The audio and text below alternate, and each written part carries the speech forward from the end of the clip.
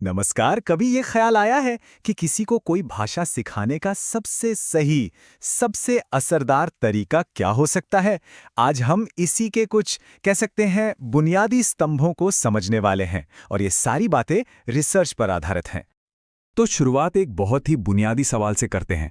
आखिर हम भाषा सिखाते ही क्यों हैं? क्या है इसका असली मकसद?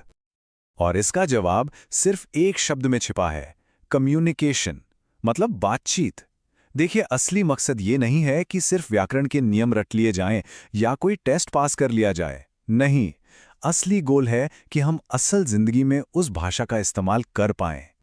तो कम्युनिकेशन के इस लक्ष्य तक पहुंचने के लिए ना 3 बहुत मजबूत पिलर्स हैं।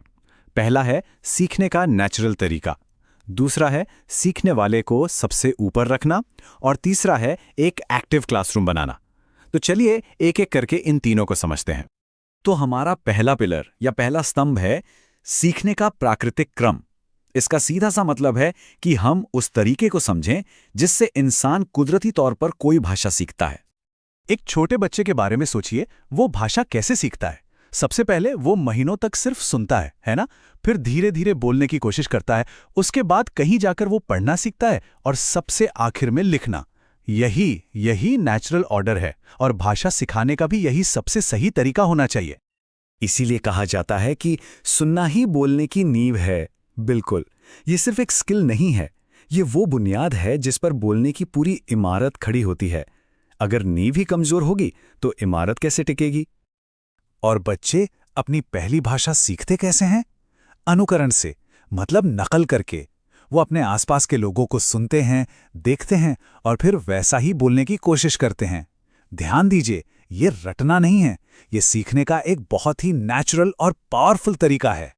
ठीक है, तो ये था हमारा पहला पिलर। अब आते हैं दूसरे पर, जो कि है शिक्षार्थी पहले, मतलब सीखने वाला सबसे पहले। सारा फोकस स्टूडेंट पर होना चाहिए। देखिए, पुराने जमाने में क्या होता था, क्लासरूम टीचर सेंटर्ड होता था। टीचर जो बोलेंगे, जैसे पढ़ाएंगे, वही फाइनल होता था।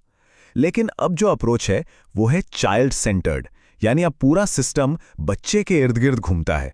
उसकी ज़रूरतें क्या हैं, उसकी दिलचस्पी किसमें है, ये सबसे ज़रूरी है। ये तो बहुत सीधी सी बात है ना? जब किसी काम में मज़ा आता है तो हम उसे मन लगाकर करते हैं। बच्चों के साथ भी बिल्कुल ऐसा ही है। अगर सीखने में उनकी रुचि, उनकी दिलचस्पी होगी तो उनका ध्यान भी बना रहेगा और वो अंदर से मोटिवेटेड महसूस करेंगे। इसलिए इंटरेस्ट जगाना बहुत ज़्यादा ज़रूरी है। और इसी से जुड़ा एक और बहुत ज़रूरी सिद्धांत है, सरल से कठिन की ओर बढ़ना। मतलब हमेशा आसान चीज़ों से शुरुआत करनी चाहिए। पहले आसान शब्द, छोटे छोटे वाक्य। इससे क्या होता है, सीखने वाले का कॉन्फिडेंस बढ़ता है। फिर जब वो तैयार हो जाए तब धीरे धीरे मुश्किल कॉन्सेप्ट्स की तरफ जाना चाहिए। चलिए अब बात करते हैं हमारे तीसरे और आखिरी पिलर की, और वो है एक एक्टिव क्लासरूम का निर्माण करना। एक ऐसा माहौल बनाना जहां भाषा सिखाई ना जाए बल्कि वो खुद ब खुद पनपे। तो एक एक्टिव क्लासरूम का माहौल कैसा होता है? इसमें 3 खास बातें होती हैं। एक, वो सहयोगात्मक होता है, मतलब बच्चे एक दूसरे के साथ मिलकर सीखते हैं। दूसरा, वो गतिविधि आधारित होता है, यानी लर्निंग एक्टिविटीज के जरिए होती है। और तीसरा, वहां खूब सारी बातचीत होती है, एक संवाद समृद्ध माहौल होता है। और जाहिर है, जब क्लासरूम का माहौल बदलेगा तो टीचर का रोल भी बदलेगा।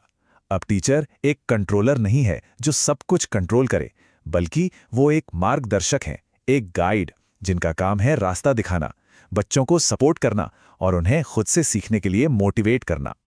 और शायद सबसे बड़ा बदलाव जो लाना है वो है हमारी सोच में। ये समझना कि गलतियां विफलता नहीं है, वे सीखने की प्रक्रिया का हिस्सा हैं। हर गलती फेलियर नहीं है, बल्कि सीखने का एक और मौका है।